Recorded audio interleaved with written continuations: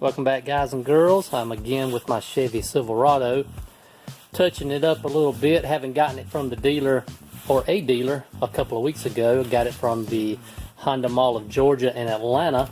And so what I'm doing right now is, as most all dealers do, they have put their own logo on the back of the tailgate, and you can see the outline of most of the letters that are left there. And what I'm doing is removing these letters. What I have to do that is a Katana Tools heat gun, and this one is 1500 watts heat gun, and all it requires is just an on and off switch.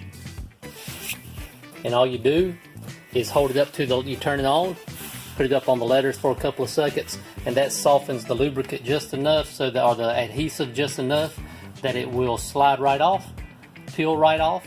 And as you can see, I've already done that with all the letters, and I've got this last letter G, so I'm going to do that one. So I just turn it on and I put it up to the letter for just a few seconds.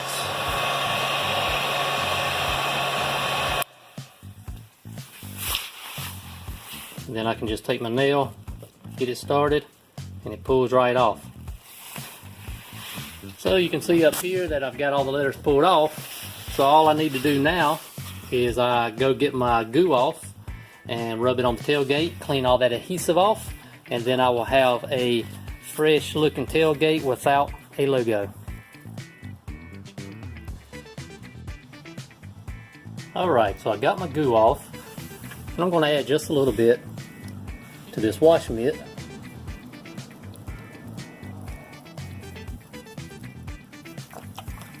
Get a good working spot there. And I'm just going to apply it in a round circular motion, very gently, to this tailgate, so as not to scratch it, or risk scratching it, which it shouldn't with this type of material. Just very gently, no pressure. Just going around in circular motions until it works the adhesive all the way off.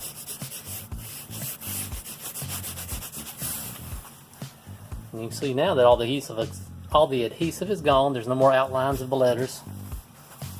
And on the other side of my cloth, I had already ran some water. So I'm just going to rinse it down with a little bit of water here to dilute that goo off. And I'm going to go back and do that a couple of more times just to rinse the goo off real good with the water, and then let it dry. And once it dries, I will fill it to the touch and just see if there's any more adhesive still remaining.